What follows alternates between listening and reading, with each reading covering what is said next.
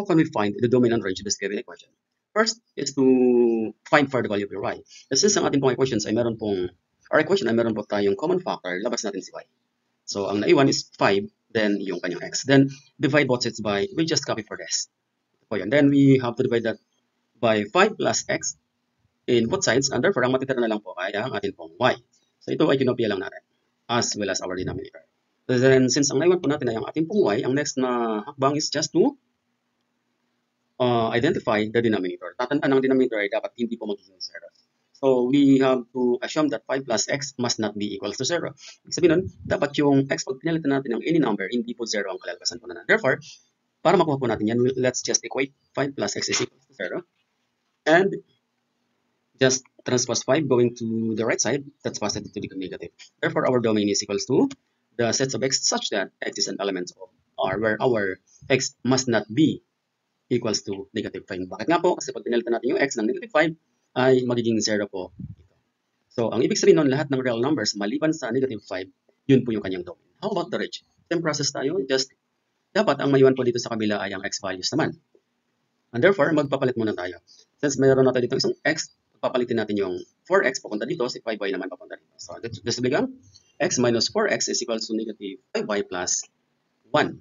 Para makuha po natin yung value ng x. Tatandaan, si 4x is positive naging negative. Then we just copy y. Next is, since meron tayong common factor ng x, if we are ilalabas natin si x, ito po yun, kasi parehas naman po sila mga x dito, maiwan na lang si y at saka si 4. Then divide both sides by y minus 4. Magkaparehas, cancel out po ito. Naiwan po natin yung kanyang kabila. Ang matitira na lang is y is equals to 5y plus 1 over y minus 4. Then same, dapat y must not be equals to, y minus 4 must not be equals to 0. And therefore, equate po tayo ng ganito. This will become y minus 4 is equals to 0. Lipat si 4 papunta sa kabila. This will become 4 is equals to negative or positive 4. And therefore, our range is equals to the sets of y such that y is an element of R where our y must not be equals to positive 4. Dahil pag pinalitan po natin ng positive 4 itong y na to, this will become 0 and therefore hindi po siya magiging domain. So, ang ating magiging domain ay lahat ng real numbers maliban kay positive 4. Have a nice day. Let's find the domain and range of this given equation. So, para malaman po natin yung domain, first is to set our equation in terms of y. Ibig sabihin nun, dapat y lang maiwan dito sa kabila. Therefore, transpose natin si 4x going to the right. And that will become from positive, it will become negative. Then wala po tayong ginawa. Since ang ating pong y is in a negative form, just multiply that by negative 1 or negative sign. Or simply divide by negative 1. So that will become, if we divide for that or multiply for that, this will become negative times negative, that's become positive, and negative times negative, that will become positive, and negative times positive, that will become negative. Since ang ating pong result of our equation ay naka-polynomial na po, that's equals to y is equals to 4x minus 20, ibig sabihin nun, yung kanyang magiging domain are the sets of all real numbers such that x is an element of R. Pag polynomial, tatandaan, it would always be in this form. How about kung kukuhanin natin ang kanyang range? Paano po yan? Dito sa yung process natin, kung kanina, yung y yung naiwan dito, pagdating sa range naman yung x ang maiwan. So we're going to solve for this in terms of x.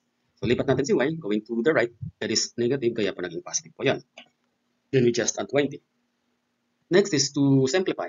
Since meron pa ditong whole number or constant number, just divide both sides by 4, cancel out. And then, ang naiwan po natin ay x is equals to y plus 20 over 4. Then we just separate our given equation. Tatandaan na meron ditong 1 if there is any. So we have 1/4, separate lang natin. Ito po yun. Then just copy. Then 20 divided by 4, that's equals to 5.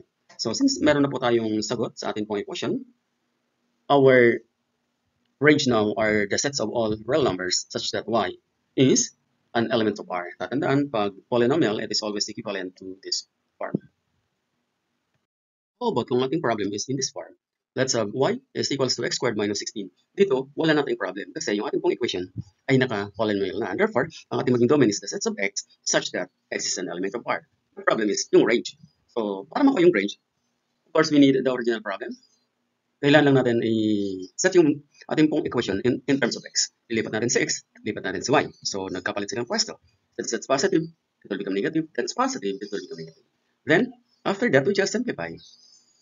So, we have first to multiply this by the sign to make it positive. Yung kanyang left side. If we multiply this by negative, the result will be x squared is equal to y plus 16. And then, we have now to take for the square root of both sides. At ang square root ng x is equals to x, then the square of y plus 16, that's equals to plus or minus or positive or negative 16. Tatandaan ang atin pong c is greater than 0. So, then in this case, equate natin yung atin pong y plus 16, which is equals or greater than or equals to 0. So dapat daw ang atin pong magiging value ng y must be less, greater than or equals to 0. Ano kaya ang reason kung bakit? Kuhanin muna natin ang kanyang range, gagamitin natin ito to find for the range. So this will become y is an element of y such that y is greater than or equals to negative 16. Let's some further explanations. Kung ang atin po kasing y ay papalitan natin halimbawa ng negative 16, kasi ang sabi niya dito, pwede pong 16 or equals to negative 16. So it would become 0. If we squared for 0, that would equal to 0. So kasali yung 16 sa kanyang domain. Range rather, sa kanyang range. If in case ang ating ilalagay is negative 17, so if it is 17, if we simplify for that, this will become negative 1. We cannot solve for that aside from an imaginary approach or numbers. So ang magiging sagot is no solution tayo. Kaya po, hindi po kasali sa 17 pababa as our range kasi once na naging negative na po yung